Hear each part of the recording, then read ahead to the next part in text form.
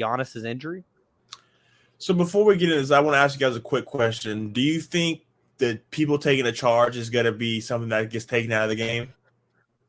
Man, Kev, I've been seeing this since like last couple of years. They keep talking about this, especially when the injuries keep happening like this. We've seen with Giannis and John Morant. I ain't gonna lie to you.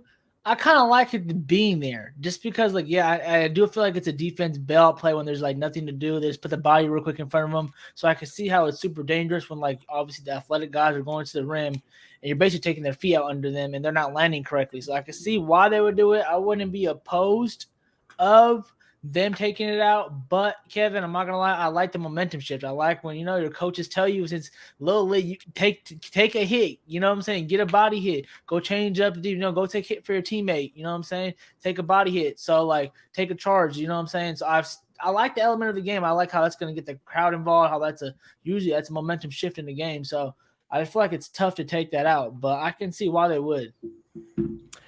Cut that shit. Get rid of it. I don't care if people call us soft, if people call us pussies, whatever you want to say.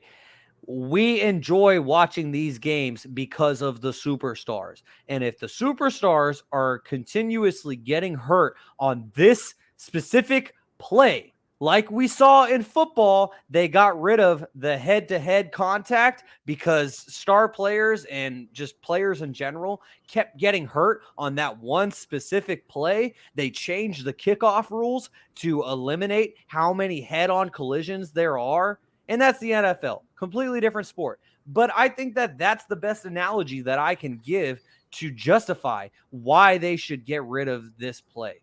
Because yeah, we love the bang bang plays. Those are exciting. Except for when a bang bang play happens and then one of those star players doesn't get up. And then they end up getting hurt like Giannis did. Or they end up getting hurt like John Morant did. Or name any other player in the NBA who got hurt on that exact play. I am scared shitless that De'Aaron Fox is going to go up for a dunk one of these days and he's going to come down and he's going to land the wrong way because there was a big-ass 7-footer like Brook Lopez standing in there in the paint trying to take a charge.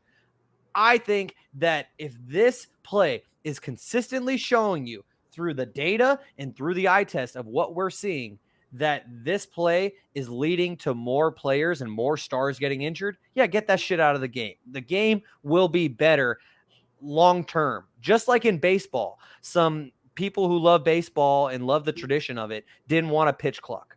Baseball has been so much better with the pitch clock, and I think the NBA could be better getting rid of the restricted circle or compromise like Mark Cuban has been trying to do for years. Just move it up.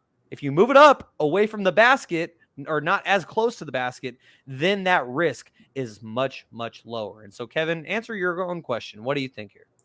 I think there needs to be a height requirement rule. If you're 7 foot, you should not be trying to take a charge. Most people, I know John Moran is a freak, but most people aren't going to jump over a 7-footer. So that's an injury waiting to happen. You're going to run straight into the 7-footer's chest, and it's going to be an injury. So I think there just needs to be a height requirement rule because I understand, like, but that'd be unfair to certain players. Little guys, yeah, that makes things sticky. But shit, man, Anthony Davis shouldn't be taking no charges. You see Anthony Davis in the paint, you think you're gonna try to dunk on him to block your shot. He has 7 blocks, and for him to just slide under John Morant like that, no one in the gym thought he was gonna take a charge. Anthony Davis is flimsy as shit. I don't even think Anthony Davis wanted to take a charge. He just didn't want to jump, so he just took a charge. Like Garry said, just kind of slid. He was beat, so he just slid there and took a charge. There's definitely needs to be a height requirement because, like I mentioned, Anthony Davis has 7 blocks. He's known as a shot blocker, and he takes a charge. Yeah. Only thing, Shaun, real quick before you hop in. Only thing I didn't like what you were saying when I was thinking about what the negatives, what you're saying. I don't like how then we're just taking the defense more out the way. I know we want more offense, but then the defense is going to get slapped in the face again more. So, all these guards are going to go straight down the line, and they're just going to go reckless, and they know no matter what, either it's going to be a blocking foul for them, or it's, obviously they're going to try to go, if I can't take a charge, what am I going to do now? I'm going to try to meet you at the point. All you're going to do is keep getting fouled because they're going to keep doing like the head block, top of their head. They keep doing the hand block. So no matter what, if you get to the rim now, which is good for us because we got a point guard who'll go straight to the rim, he's going to go into the foul line all day. So it's like, They got to keep it in there, man. They've been keeping it in there. I just feel like it's a situation. Like Kevin said, I wish we could do the height requirement. That makes sense. I don't really see any negatives with that. On that, actually, like we talked about real quick when Shaun said too, like, I don't know, we're discriminating against certain players now, doing certain actions. It's like anyone on the floor should be able to do anything else the other player can do, no matter what height you are. You know what I'm saying? I don't know. It's like when Bayana comes in now and he's flimsy and he wants to take a charge, but now he can't take a charge because he's 6'7'8". Well, you're 7'3". What are you taking a charge for? Because maybe he doesn't want to meet him at the rim, or he knows he's not going to meet him at the rim. You don't got to jump. Just put your hand up. Okay, what happens if LeBron is trying to dunk on like Brook Lopez 10 feet?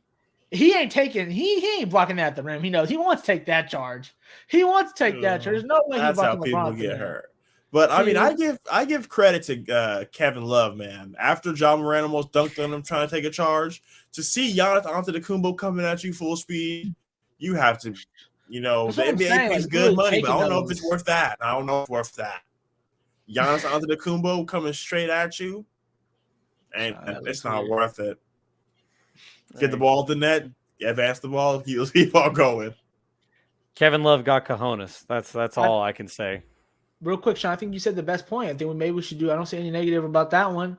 What Mark Cuban said, extending it. Yeah, if you extend it, then I guess you're not going to be, unless you're Ja Morant, then you're flying no matter what from any which point. So I including anyone else, I feel like Ja, I don't know if we should change the rule for Ja. A couple years they kind of changed the rule for Kawhi, but we've seen that so many times, players going under other players. Like it was countless so many times, any spot.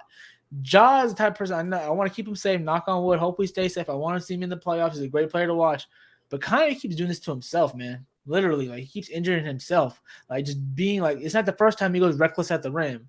So it's like, it's great to see. It's fun, especially when he connects. And, even those, like you said earlier, those almost Kevs, like, on Kevin Love, like the almost dunks are even great to see from him. But I don't know, man. It's tough. That's why you don't see De'Aaron dunking that much unless it's a freeway, wide open lane, because there's a lot of risk involved. And the body's the moneymaker. 2 points is 2 points. At the end of the day, you have to weigh the risk versus reward. And I mean, you guys know that I'm a wrestling fan, and I even hear wrestlers who are veterans and have been a part of the industry throwing their bodies on the line for 20, 30 years.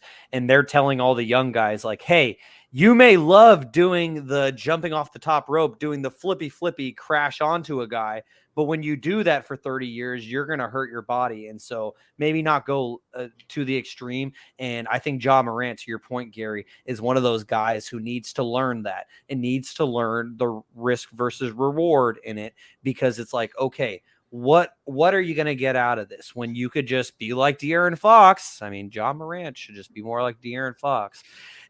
and he could just go for more layups rather than dunks. And so, it's and also Kevin, too, huh? It is. And like you were saying, Gary, I mean, if they were to get rid of the restricted circle in general, then De'Aaron Fox would end up scoring like 100 points a game. And Kevin, I do like your idea, and so does Uncle Manny, as well as Uncle Manny is tapping in as he says, I agree, got to get rid of it. And he completely agreed with you, Kevin.